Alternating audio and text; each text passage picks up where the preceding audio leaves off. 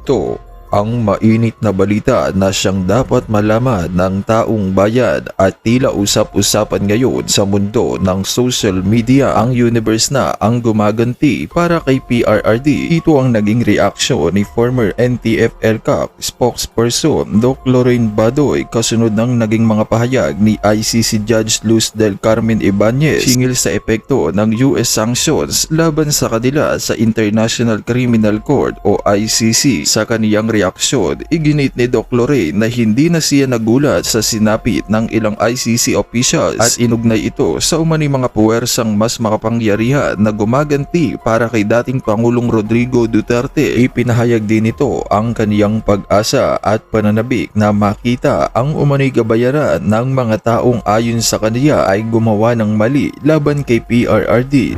Samantala, sa iba pang balita, pwedeng gawin ng Russia sa ICC ang ginawa kay PRRD. Iginit ni dating presidential spokesperson Attorney Harry Roque na may legal at historical na batayan umano kung bakit maaaring gawin ng Russia sa mga ICC judge at prosecutors ang ginawa ng International Criminal Court kay dating Pangulong Rodrigo Duterte na sa pilitan umanong kinuha upang litisin kahit wala sa teritoryo ng hukuman. Ayon kay Roque, malinaw na hindi kailanman naging miyembro ng ICC ang Russia kaya questionable umano ang paglalabas ng arrest warrant laban kay President Vladimir Putin. Ipinaliwanag pa ni Roque na dahil sa pag-issue ng warrant laban kay Putin ay itinuturing ito ng Russia bilang banta sa kalayaan ng isang pangulo na wala umanong legal na jurisdiction ang ICC. Iniuugnay ni Roque ang usapin sa sinapit umano ni dating Pangulong Duterte na ayon sa kaniya ay kinuha at dinala sa dahig ng hindi dumaan sa lokal na hukuman. Dagdag pa niya, binaliwala mismo ng ICC ang issue ng paraan ng pagkuha at ipinagpatuloy ang paglilitis. Dahil dito, sinabi ni Roque na hindi lang ang Estados Unidos, Israel o ang ICC ang may kakayahang gumawa ng ganitong hakbang dahil maaari rin itong gawin ng Russia laban sa mga opisyales ng ICC. At para sa bupang detalye ng balita, narito't panoorin natin ang full video. Nung tayo po ay nag-spokes hour tungkol doon sa o pwedeng paglusaw ng ICC na dahilan para mapalaya si Tatay Digong, abay, ang daming interested, no? So ngayon, dadagdagan ko yung sinabi ko. Ano ba yung legal na basihan para sa Russia na kinunvict nila yung prosecutor at saka yung mga judges ng ICC at sinintensyahan, at anong po pwedeng gawin ng Russia para mapatupad ito at anong epekto nito kay Tatay Digong? Well, okay. Ang legal na basihan ay dahil nga po linilitis nila si President Putin na hindi naman po miyembro ng ICC ang Russia. Hindi po gaya ng Pilipinas na naging miyembro ang Pilipinas at bumitiw. Ang Russia po sa mulat mula, gaya ng Amerika at gaya ng China, hindi po sila sumapi ever sa ICC. Ngayon, kaya nga po nakapagtataka kasi ang jurisdiction naman ng hukuman ay sakop lamang yung mga bansa na miyembro ng ICC at nakapagtataka kung ano naging legal na basihan ng Russia. No? Well, ang sinasabi po nila, siguro ito yung mga bagay-bagay na nangyari sa Ukraine at kailan lang po naman sumapi ang Ukraine, no, sa ICC. Pero siyempre po, ang sinasabi ng Russia ay hanggang hindi kami pumapayag na maging kasapi ng ICC, hindi mo kami po pwedeng paghimasukan. So ang legal na basihan ay kasi nga pinatawan ng warrant of arrest ang President Putin na wala namang legal na basihan. At dahil po dyan, nasentensyahan sila, no, na makulong dahil ang ginagawa nila parang coercion yan, parang grave coercion ata yan, no, kung hindi ako nagkakamali, parang grave coercion yan kasi nga wala namang legal na basihan, bakit mag-i-issue ng warrant of arrest, no, na isang banta sa kalayaan ni Putin. At alam niyo po, siniseryoso naman ng Putin yan, no, dahil yung mga pagmi-meeting ng BRICS, no, yung Brazil, Russia, India, China at South Korea na isang bagong samahan ng mga dati mahihirap na bansa, ngayon mauunlad na bansa na at nagiging kumbaga it's a force to reckon with pagdating sa Amerika, no? Yung BRICS. May mga pagkakataon na hindi na dumadalo na pagmi-meeting si President Putin at kung hindi ako nagkakamali, isa dun sa meeting na hindi niya pinuntahan ay meeting sa South Africa kasi nga for fear na baka siya ay madampot ng ICC. Alam niyo naman na ang ICC wala talaga yung sundalo para dumampot pero makikipagtulungan yan sa iba't ibang mga kapulisan ng mga miyembrong bansa, no? So kung makikita si Putin doon sa teritoryo ng isang miyembrong bansa, meron talagang obligasyon yung bansa na yon na arestuhin at ipadala sa dahig si Putin. So kumbaga, yung nakonvict ang mga judges at mga prosecutor, parang grave coercion po yan. Coercion kasi nga, binabantaan ng kalayaan ni Putin dahil nag-issue ng warrant of arrest na wala namang legal na basihan kasi hindi nga sila miyembro ng ICC. Now, anong po pwedeng gawin ng Russia para mapatupad yung sentensya laban kay Putin at laban kay, ano ba yan, kung ano sinasabi ko, laban dun sa prosecutor, si Karim Khan, at saka sa mga huwes. At dalawa sa huwes na yan ay huwes ni Tatay Digong. No? Well, baliwala kahit hindi, kung anong ginawa nila kay Tatay Digong, pwede rin magawa sa kanila. Alam nyo, babalikan natin ng kasaysayan. Yung pag-aaresto sa isang tao sa isang teritoryo na hindi naman teritoryo ng hukuman na nag-issue ng warrant of arrest, Amerikano rin nagpasimula niyan. At ang kanilang sinasabi ay yung mga panahon na maaga pa ho yan, mga 1800s po yan, no? Meron isang wanted na sa isang Latin America at pinapunta nila isang sheriff doon, inaresto at sapilitang binalik sa Amerika. Ang naging sabi ng Korte Suprema ng Amerika ay hindi importante kung paano nakuha yung tao para magkaroon ng jurisdiction ng hukuman. Ang importante ay bigyan siya ng mga karapatan ng isang akusado sa isang patas na paglilitis. Now, ganyan din po ang naging argumento pagdating doon sa Eichmann. Yung Eichmann naman, talagang siya yung kumbaga author of the final solution sa problema ng Hudyo nung panahon ni Hitler. At ang solution nga na sinabi nitong si Eichmann ay patayin ang mga Hudyo. Matapos ang pangalawang pandaigdigang digmaan, tumakas siya, tumira sa Argentina. Nalaman ng mga ahente ng Israel, ang ginawa nila, nagpadala sila ng Mossad, binantayan nila itong pinaghinilaan na si Eichmann at kung nakumpirma na si Eichmann nga yan, diniroga, in-injectionhan ng droga, ilinagay sa isang pribadong aeroplano, dinala sa Israel. Sounds familiar, no? Parang si Tatay Digong na isinakay sa private plane. At pagdating ng Israel, ang sabi ni Eichmann, hindi nyo ako pwedeng kritisin dahil ang pamamaraan na nakuha nyo ang aking pagkatao illegal. So, dapat yan, itigil ang paglilitis. Pero ang sabi ng Korte Suprema, huwag niyong kakalimutan, ito naman laban sa Nazi regime. No? Ang sabi ng Korte Suprema ng Israel, nako, baliwala yan. Hindi importante kung paano ka nakuha. Importante, mabigyan ka ng patas na paglilitis. So ganyan po ang nangyari kay Tatay Digong. Bagamat malinaw na si Tatay Digong ay kinidnap ng mga bangag na administrasyon ni Marcos at sapilitang idinala sa dahig dahil wala pang ang mandamiento de aresto ng panahon na nakuha si Tatay Digong. At gaya ng sinabi ko sa isang post, ngayon ko pong nalaman sa aking informante na madaling araw ng 11 nang kinuha nila ang ICC arrest warrant. Bakit? Kasi kung kukunin nila mas maaga yan, malalaman ni Tatay Digong at magkakaroon ng remedyo sa Korte Suprema. At ako naman po, sasabihin ko sa inyo, handa na sana kami sa isang petisyon kapag nga inaresto si Tatay Digong. Kaya lang, hindi namin akalain naman talaga na didiretso na nila sa dahig si Tatay Digong. Ang buong akala ko, ihaharap pa sa luka ng hukuman. Dahil yan naman po nakasaad nga sa Article 54 ng ICC. Pero hindi na nga po sinunod pati ang Rome Statute at diniretso ng kinidnap si Tatay Digong. So malinaw po talaga kidnapping ang nangyari kay Tatay Digong at ngayon hindi nagiging issue yan. Kasi nga po ang sinasandalan ng ICC baliwala kung paano nakuha ang pagkatao ng akusado basta importante mabigyan ng patas sa paglilitis. Ngayon, puntahan natin itong kaso ng ICC prosecutor, si Karim Khan at mga judges. Ang problema sila po ay nasentensyahan na, in absentia.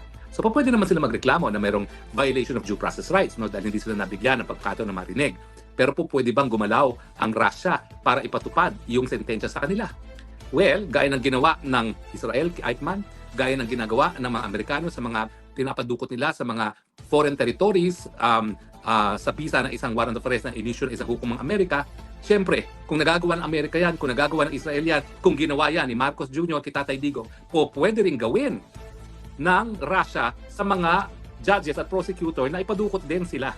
At siguro ang gagawin nilang depensa ay kinakailangan magkaroon naman sila ng paglilitis para madepensahan sila. Pero yan po ang diferensya. Kapag kinonsinti natin ang kidnapping at hindi natin kinuwestiyon kung tama ba ang pakikidnap para magkaroon ng jurisdiction ng isang hukuman. Hindi lang naman Amerika, hindi lang naman Israel, hindi lang naman si Marcos Bangag administration na po pwedeng gumawa dyan.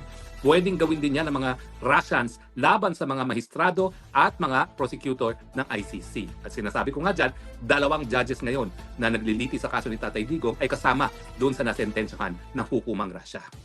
So kapag ang Russia ay nagpadala ng isang team ng private jet at kinidnap yung mga West na yan at mga prosecutors at liniti sila sa Russia, o anong sasabihin nila? Violation of due process rights. Bakit si Tatay Digong? Si Tatay Digong, kinidnap. Bakit sila? Sa ICC itself, hindi nila dinidismiss. Dahil illegal ang pagkakakidnap. Hindi malang sumunod sa Rome Statute. Sila ba ngayon ay makakareklamo sa hukumang Rusya kapag sinabi nila na kinidnap kami at dapat i-declare na illegal ang pagkikidnap sa amin dahil ito'y labag sa aming due process rights? Ang sasabihin lang ng Russian court, mga julol, kinidnap nyo nga yung Tatay Digong, yung Duterte na kaibigan ng Russia. Alam na alam yung kinidnap, hindi nyo hinarap sa lokal ng hukuman. Tapos ngayon kayo, magrereklamo kayo. So sa madaling salita, dapat patas. Kung Amerika ang gagawa niyan, kung Israel ang gagawa niyan, dapat pwede rin gawin ng Russia, di ba? At ang solusyon nga para maiwasan itong mga illegal na pagkakakidnap para lang magkaroon ng jurisdiction ng hukuman, sabihin natin once and for all. Gaya ng desisyon ng Constitutional Court ng South Africa doon sa isang kaso, kapag ang ginamit ay kidnapping na illegal, dapat yan ay magresulta sa kawalan ng jurisdiction ng hukuman dahil hindi mo po pwedeng maituwid ang isang pagkakamali sa pamamagitan na naman ng isang pagkakamali. Pero as it stands, mag-ingat si Karim Khan, mag-ingat ang mga judges ng ICC dahil I am sure ang Russia nagmamasid at tinitignan kung sinong po pwede lang madukot ng tuluyan ng masentensyahan sa Russia. At kapag yan ang nangyari, ICC, kasalanan nyo yan. Kasi nung kaso ni Tatay Digong na kinidnap, hindi naman kayo umalma. So siyempre, ang tawag dyan, estoppel. Kapag kayo nakidnap at kayo naman ay sinintensyahan sa Russia, dahil kayo nga ay kinidnap at sapilitan din nila sa Russia, hindi kayo makakapagreklamo kasi yung mga West mismo ni Tatay Digong, binaliwala yung pagkikidnap. Di ba? Dapat patas. Hindi po pwede na pag si Tatay Digong, okay lang ang kidnapping. Pag judges at prosecutor ng ICC, ay hindi po pwede. Yan ang dapat harapin ngayon ng ICC. Kaya nga ako, kung may mga judges na nakikinig, para kayo magkaroon ng moral standing na questioning ng Russia pag kayo kinidnap para ipatupad ang inyong sentensya, i-absulto nyo na si Tatay Digong. Meron pa kayong pagkakataon doon sa issue ng lack of jurisdiction. Alam mo, ang Russia, galit na galit kasi wala namang jurisdiction talaga ICC dahil ni minsan, hindi sila naging miyembro ng ICC. Ang Pilipinas, dapat nagagalit tayo at dapat hindi nga kinidnap ng mga bangag si Tatay Digong sa dahig kasi bagamat tayo naging miyembro ng ICC, tayo'y bumitiw na. At malinaw na malinaw sa ICC na pag bitiw, meron lang obligasyon na makipag-cooperate kapag nagsimula ang eksersisyo ng jurisdiction ng hukuman sa loob ng isang taon matapos mag-deposit ng instrument of withdrawal. Yung instrument of withdrawal sa pangalawang taon na nga. Kaya sinasabi natin na hindi na po pwede na magsimula ng preliminary investigation sa panahon na hindi na miyembro ng Pilipinas ang ICC. So yung galit natin na mga tumututol sa jurisdiction ng ICC dahil wala na talaga, dahil bumitiw na nga tayo, ay kaparehong galit ng mga Ruso. Dahil yung galit nila, ni minsan naman, hindi nga sila naging miyembro ng ICC, bakit aarestuhin ang kanilang presidente? Sino yung prosecutor at sino yung mga huwes na yan para magpa-aresto? At itaga nyo yan sa bato. Darating at darating ang araw, kikidnapin ng Russia yung prosecutor at mga judges na yan. Ang sasabihin nila, o ano ngayon, aangal kayo, si Digong Duterte nung kinidnap, nagbulag-bulagan naman kayo sa pagkikidnap. O paano kayo ngayon madidinig ng hukuman ng Russia na mali ang pagkikidnap sa inyo? Pero meron pa hong panahon at meron pang pagkakataon para sa mga West na magkaroon at least ng moral standing na questioning ang Russia kung sila'y dudukutin. Yan ay palayain si Tatay Digong dahil mali nga ang kidnapping. At dahil mali ang kidnapping, hindi na dapat magpatuloy ang pagliliti sa kanya dahil yung pangingidnap ay dahilan na nawalan ng jurisdiction ang ICC. Di ba? Kung tayo naniniwala sa rule of law, kinakailangan kung ang kidnapping ay illegal at ang pagiging illegal ng kidnapping ay dahilan para mawalan ng kidnapping, dapat yung prinsipyo na yan ina-apply sa lahat. Hindi lamang kay Tatay Digong dahil gustong ikulong ng mga bangag si Tatay Digong sa dahig, kung hindi kasama na rin sa mga prosecutor at west ng ICC dito sa kaso kung saan sila ay nasentensyahan na ng hukuman ng Russia. Ayan naman ay kung sila ay makikinig. Bakit? Akala ba nila hindi magagawa ng Russia ang pangingidnap sa kanila? Kung ang bangag nga nakakidnap ng isang pinakamamahal na presidente sa Pilipinas, yan pa kayang mga west at mga prosecutor na wala namang pakialam ang taong bayan ng daigdig? Di ba? O ayun, mukha na nga kawawa yung mga judges, hindi na nga makapag-deposit, wala na silang internet banking, wala na silang magawa. Makikidnap pa. Paano naman tayo magsisintimiento? Paano naman natin sila susuportahan kung sila yung makidnap? Alam na alam natin si Tatay Digong kinidnap at nagbulag-bulagan din sila. Di ba? Ano sabi sa Biblia? Do unto others what you want others to do unto you. Dahil kayo nagbulag-bulagan kay Tatay Digong nang siya'y kinidnap, pag kayo kinidnap ng Russia, huwag kayong magreklamo na illegal ang kidnapping. Dahil tayo, nagpatuloy kayo ng jurisdiction, alam niyong mali ang pamamaraan para makuha ang pagkatao ni Tatay Digong. Malinaw po yan. At talaga naman, dapat manginig ang mga judges at ang ICC prosecutor dahil hindi po yan tatantanan ng mga Ruso. Lalong-lalo na nagkakaisa ang Russia at ang Estados Unidos at ang China na walang kwentang hukuman itong ICC. At ang patunay dyan ay hindi nga sila ever naging miyembro ng ICC. Ako po, inaamin ko po, isa ako doon sa talagang aktibo na na humikayat, hindi lang sa Pilipinas, kundi iba't iba pang bansa sa buong daigdig na sumapi sa ICC. Kasi nga po, pag nagkaroon ng pagkakataon na mangyari o maulit muli yung genocide ng World War II na milyon-milyon ang pinatay ng Adolf Hitler, kinakailangan naman merong mapuntang hukuman ang mga biktima. Kaya nga po, meron tayong tinatawag na complementarity principle na kapag gumagana ang lokal ng mga hukuman, hindi dapat makialam maghimasok ang ICC. Pero alam naman natin na sa Pilipinas, gumagana ang mga hukuman. Isa tayo sa pinaka-advance, isa tayo sa talagang kilalang jurisdiksyon na nangangalaga sa karapatang pantao. Meron tayong writ of amparo, meron tayong writ of habeas data, meron tayong writ of habeas corpus. And yet, kita nyo ginawa ng ICC para bagang walang kakayahan ang regional trial court natin na litisi si Tatay Digong. At yan lang naman ang sinasabi ni Tatay Digong. Kung kayo ay gusto magreklamo sa akin, sa aking mga nagawa, wala na akong immunity, isampan nyo ang kaso pero isampan nyo sa bansang Pilipinas. Dahil kabahagi ng soberenya ang kapangyarihan ng isang estado na litisin ang lahat ng krimen na di umano'y nangyari sa kanyang teritoryo. Kaya nga sana naintindihan nyo na kung bakit tinatawag natin International Colonial Court yung ICC na yan. Kasi nagpupumilit na magkaroon ng jurisdiksyon bagamat hindi na tayo miyembro at bagamat ang lokal na mga hukuman, ako po'y palaki ng isang West. Kaya huwag nyo sabihin hindi gumagana ang sistema ng katarungan.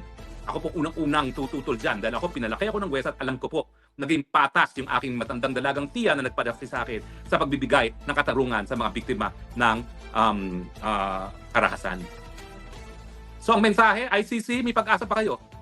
Bago kayo makidnap para mapatupad ang sentensya sa inyo na pinataw na isang hukuman sa Ruso, palayain nyo na si Tatay Digong dahil mali ang pamamaraan ng pagkakakuha sa kanyang pagkatao dahil yan ay sa pamamagitan ng kidnapping. At kapag hindi kayo gumalaw ngayon, huwag kayong magrereklamo dahil ako sigurado gagawin ng Ruso yan. Mangingidnap yan para makatikim kayo ng sarili ninyong, ano tawag yan? A taste of your own medicine. Matikman nyo rin kung ganong kapait yung ginawa nyo kay Tatay Digong na nagpupursige kayo ng jurisdiction maski illegal ang pamamaraan ng pagkuha ng kanyang pagkatao. Matitikman nyo, mararamdaman nyo rin kung bakit galit na galit si Tatay Digong. Huwag kayong makinig. Enjoy ang pagkakakulong nyo sa Russia dahil sigurado ako gagawin ng Russia yan. Antayin nyo. Kayo namang mga kababayang Pilipino, ha? Ano ba? Ang tagal-tagal nang nakaupo pa dyan ang mga bangag. Pinakulong, pinakidnap, pinakulong sa dahig ang pinakamamahal nating presidente, and yet, kayo, nananahimik pa rin. And 2 beses na naman tayo napatalsik na nakaupong presidente, kabahagi ng ating kasaligang batas. Yan ay kinikilala na karapatan ng taong bayan. Yan ay pagkakilala sa people power, and yet kayo, nagbubulag-bulagan pa rin at hinahayaan ang isang bangag na nakaupo dyan. Habang nakaupo bilang presidente ay bangag, huwag na kayong umasa sa kahit anong solusyon. Talagang magugutom tayo dahil ang mga bangag walang solusyon. Sila ang problema. At huwag kayong magpadala doon sa sinasabi nila na wala daw prueba na bangag siya. Sarili ng kapatid na nagsalita. Tama na yung debating yan. Hindi na dinidebate yan. Tanggap na natin ang katotohanan ng bangag siya. Ang tanong, bakit nananatili pa sa pwesto? Kung anong kahirapan na pinagdadaanan ngayon ng Pilipinas, tayo na ang may kasalanan dyan. Dahil pumapayag tayo na manatili sa pwesto ang mga bangag. So akin, ang aking panghuling salita, yun nga po, the golden rule.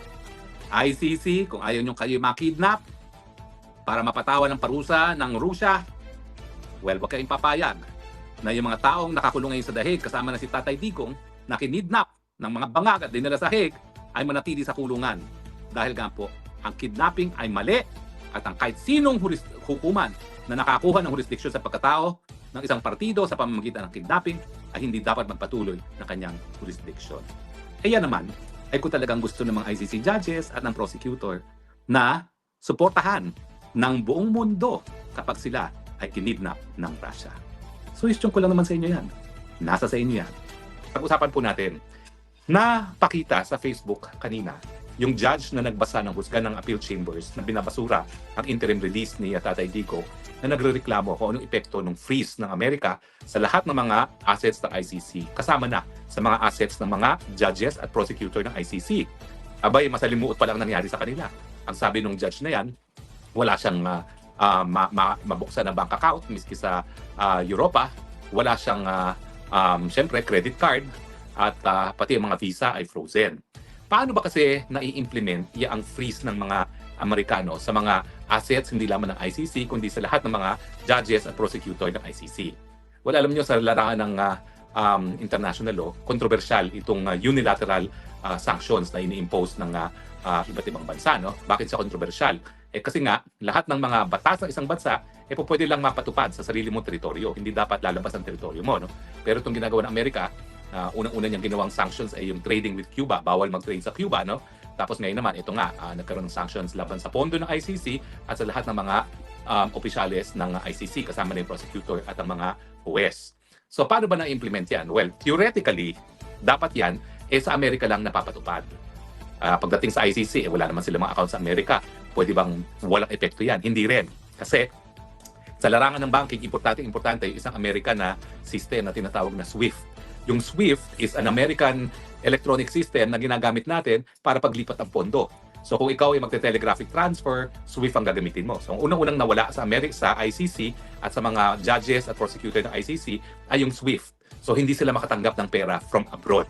Now, hindi ko alam kung paano ngayon ang ginagawa ng ICC para makatanggap ng pondo sa kanyang operasyon nang walang SWIFT account. Alam naman natin na ang pondo ng ICC nanggagaling sa mga miyembrong bansa, kasama na doon sa mga pribadong pwedeng mag-donate sa ICC. Controversial yung donasyon na yan Kasi nga, paano ka magiging patas na mahistrado na tumatanggap ng donasyon? Ang chismis nga ang mga Marcoses through iba-ibang mga fake corporations o holding corporations, posibleng nagdo-donate sa ICC, kaya talagang pinupuruhan si Tatay Digong. Ang sinasabi ko lang naman, possibility. Kasi nga, unlike yung hukuman ng Pilipino na hindi po pwedeng tumanggap ng donasyon, siya po pwede. So, pupunterihan nga natin yan yung mga sino nagdo-donate ngayon sa ICC nang malaman natin kung mayroong mga Pilipinong nagdo-donate dyan dahil talaga namang nakaka-intriga kung sino talaga ang nagpoponto sa ICC. Alam ko, yung mga dating mga mayayaman na talaga sumusuporta sa kausa ng karapatang pantao, si George Soros, lalong-lalo na talaga nangunguna. No? Pero dahil nagkaroon ng kapangyarihan tumanggap ang ICC, pwede, pati yung mga Marcoses, tinatanggapan. So, aalamin natin yan. Pero anyway, so unang-una, nawala yung SWIFT. Nawala yung kanilang pagkakataon na magpadala ng pondo. Now, ang diferensya sa Amerika, hindi lang siya, yung freeze niya, applicable doon sa mga korporasyon na nasa Amerika. Lahat ng korporasyon na mayroong presensya sa Amerika dapat sumunod sa freeze. At yan yung problema sa Europa. Kaya ang ginagawa ng Europa ngayon, para maiwasan yung unilateral freeze ng Amerika, gumagawa sila ng batas na nagsasabi na hindi po pwede sumunod sa batas ng freeze ng Amerika. So gumagawa sila ng counter legislation na nagsasabi na walang bangkong European ang dapat sumunod. Ang problema, miski may ganyang batas sa Europa, ang Amerika naman, ang kanyang construction, ang kanyang freeze order ay hindi lang sa mga Amerikano. Lahat ng korporasyon na mayroong negosyo sa Amerika. Kaya kung ikaw ay isang European bank, maski technically hindi ka sakop ng freeze dahil wala naman ikaw sa territorial jurisdiction ng Amerika, kapag ikaw naman ay gumagawa ng negosyo at nagpapadala ng pondo sa Amerika, technically sa Amerikano, sakop ka ng freeze. At kapag hindi ka sumunod sa freeze order, mas matindi ang magiging consequence niya, no? Dahil hindi ka lang ma-fine, baka completely maisara ang iyong mga transaksyones sa Amerika. And let's face it, no? Wala naman kahit sinong bangko, kahit sinong korporasyon na maiiwasan na magkaroon ng transaksyon sa Amerika. Yan ang dahilan kung bakit maski yung mga bank accounts ng mga empleyado ng ICC, gaya ng mga judges at ng prosecutor, ay nasa Dutch Bank. Yung Dutch Bank naman, basta meron siyang kahit anong transaksyones sa Amerika, kinakailangan sumunod dun sa freeze order. At yan ang dahilan kung bakit ang reklamo nga ng ICC judge, wala siyang bank account ngayon. Kasi miski European ang bank niyan, obviously, nagtatransact sa Amerika. Kasi sino ba naman hindi nakikipagtransaksyon sa Amerika ngayon kung ikaw ay bangko. At dahil ayaw nila na maisarado ang kanilang operasyon sa Amerika, sinusunod na nila ngayon ang freeze order, ang sanctions laban sa ICC. Ganon din nga yung mga credit cards. Kasi mga credit cards naman, pwede kang Visa, Mastercard, pero parang franchise lang yan. Iba't ibang mga bangko nagsusuporta ng operasyon ng mga credit card companies. No? Pero dahil nga, na-honor ang transaksyon ng isang credit card, hindi lang naman sa Europe, kundi sa Amerika, at kung ayaw ng credit card company na hindi sila makapaglabas ng pondo para bayaran ng mga purchases sa Amerika, kinakailangan sumunod din yan sa freeze order ng Amerika. Now, alam mo, nagbibigay pag-asa yan kay Tatay Digong. Dahil sa tindi ng sanctions ng Amerika ngayon sa ICC, I think it is a matter of time na talagang makikripol ang operation ng ICC. Nagrereklamo na ngayon yung mga West na hindi sila nagkakaroon ng bank account, hindi sila makapagpadala ng pera sa kanilang home countries, pati mga visa nila at kanilang mga kaanak na re-revoke ng Amerika. Now, imagine yourself, ikaw isang foreign judge, nagtatrabaho ka sa Amerika sa ICC, pero ang pamilya mo nandoon sa iyong home country, hindi ka makapagpadala ng pera, paano gagawin mo? di ba? Sino ngayon ang gusto magtrabaho sa ICC kung hindi ka pwedeng magpadala ng pera sa iyong home country? At saka, ang nakakatawa dyan, maski sa Netherlands, may mga card companies naman na hindi naman naka-domicile sa Amerika, hindi ka rin bibigyan ng card company dahil natatakot sila dahil ikaw ay specified sa sanctions ng Amerika. Pag binigyan ka nila ng credit card, baka matigil ang operasyon nila sa Amerika. So ano ngayon ang buhay ng mga judges at prosecutors sa ICC? It's a cash society. So nakakatawa talaga yan kasi tumira ako dun sa, well, anyway, dito sa Europa, no? Paano ka magbabayad ng upa mo? Lahat yan ay electronic na, no? Sa Pilipinas, GCash. Dito may counterpart sila na lahat talaga halos ng transaksyon ay electronic. Walang ganyang facility ngayon ang mga judges at mga prosecutor at mga empleyado ng ICC. So talagang dapat sila mabuhay as cash. Pero ang pinaka-nakakaintriga nga is, paano pinapasok ng Japan as the biggest donor country sa ICC, yung contribution niya sa ICC na hindi gumagana yung SWIFT. Ewan ko, siguro ginagawa nila cash. Siguro through the Embassy of Japan, pinapadala na cash at pinapapasok dito sa bank account sa Netherlands. Pero I think it's a matter of time na pati yung bangko ng ICC sa Netherlands titigil na service ng ICC kasi nga natatakot sila na kapag meron silang commercial transactions sa Amerika, pati yun pwedeng madali ng mga Amerikano sa freeze order. So, sa suma total, huwag tayong mawalang pag-asa. Alam ko na basura na with finality yung ating hiling na magkaroon ng interim release si Tatay Digong. Nabasura na ng trial chamber yung ating question sa jurisdiction ng hukuman, didesisyonan pa yan ng appeals chamber. At ang sabi ko nga sa inyo, minsan didiscuss ko yan dahil maganda naman yung sinumite ng kung sino man ang nagsulat nung appeals ni Tatay pagdating sa jurisdiction. At pangatlo, meron pa yung issue kung kaya ba niya humarap sa isang paglilitis na didesisyonan pa lang ng pre-trial chamber at meron pang appeal yan. So meron pa tayong at least 2 pagkakataon para mapalaya si Tatay Digong. Yun nga yung sa appeal sa jurisdiction na kapag tayo ay nanaig dyan, ay uwi ng Pilipinas si Tatay Digong. At saka yung unfit to stand trial na may possibility na mapalaya at mapauwi rin sa Pilipinas si Tatay Digong. Pero ang pangatlo pa is kapag tuluyang na-paralyze ng operation ng ICC. At sa tingin ko, doon sa kinuwento ng appeals chamber judge ng ICC na napakahirap ng buhay nila, na ang ICC ay frozen ang kanilang finances, binibilang na lang natin ng araw bago sumuko ang ICC at sabihin hindi na namin kaya. Dahil importante talaga ang banking system, no? Now, sa totoo lang, hindi ko talaga alam kung paano nabubuhay yung mga maestrado ngayon at mga prosecutors. Dahil miski ako is asylum seeker, kahit paano meron akong access to the banking system, no? Binibigyan talaga kami ng karapatan na magbukas ng bank account. Dahil kung wala kang bank account, wala ka talagang buhay dito sa Europa. They are moving towards a cashless society na pati sa bus, hindi ka talaga makakasakay na kahit anong bus, kahit anong sinong tren, kung wala kang credit card na itatap, no? Everything is electronic. So, sa tingin ko nga, ang isa pang pangatlo na posibilidad, dahil nga sa sanctions ng Amerika, tuluyan na magsasara ang ICC dahil hindi nila masusustain ang operations na on a cash basis. Kung meron pa silang matatanggap na cash. Kasi yung mga kontribusyon ng mga member countries, hindi makakapasok dahil hindi yan makakadaan sa SWIFT system nga, no, na still American owned. Ang nakakatawa nga doon sa sabi ng judge, pati ba naman computer program, wala sila. Dahil ang computer program, Google. So ang ginagamit nila, pati sa email, is Proton, hindi na Google. At napakahirap talaga ng buhay nila. Talaga namang nagpupursige lang sila para magpatuloy, no? Pero yan po ay isang, kumbaga, pag-asa ni Tatay Digong na dahil nga hindi na po kakayanin mag-operate ng ICC dahil sa sanction ng Amerika, kinakailangan pauwiin na siya. Dahil kung hindi naman siya talaga makakatulan at hindi na po pwedeng gumana ang hukuman, siyempre, labag naman sa karapatang pantao, napatuloy siyang ikulong.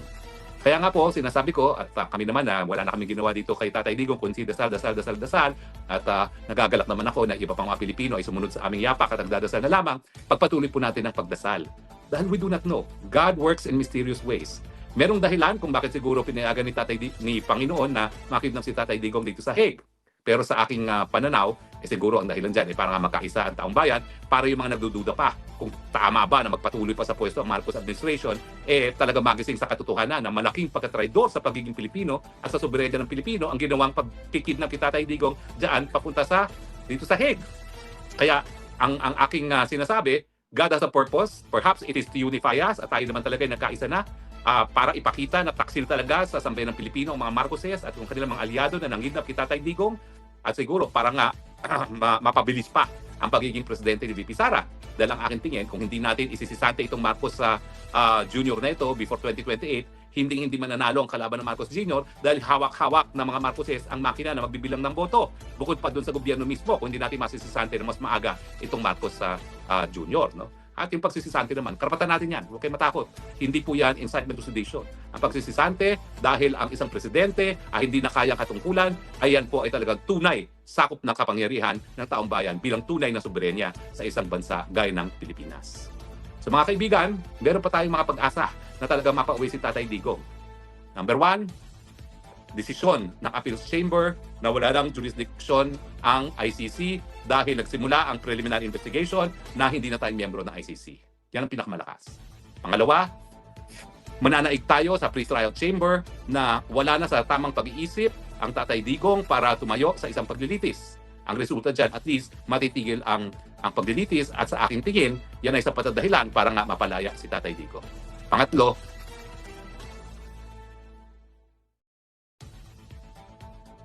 hindi na nila kaya mag-operate dahil ang kanilang mga finances ay frozen na dahil sa freeze ng Amerika. So, God works in mysterious ways. So, tayo mawalan pag-asa at tuloy lang tayo sa ating pagdadasal.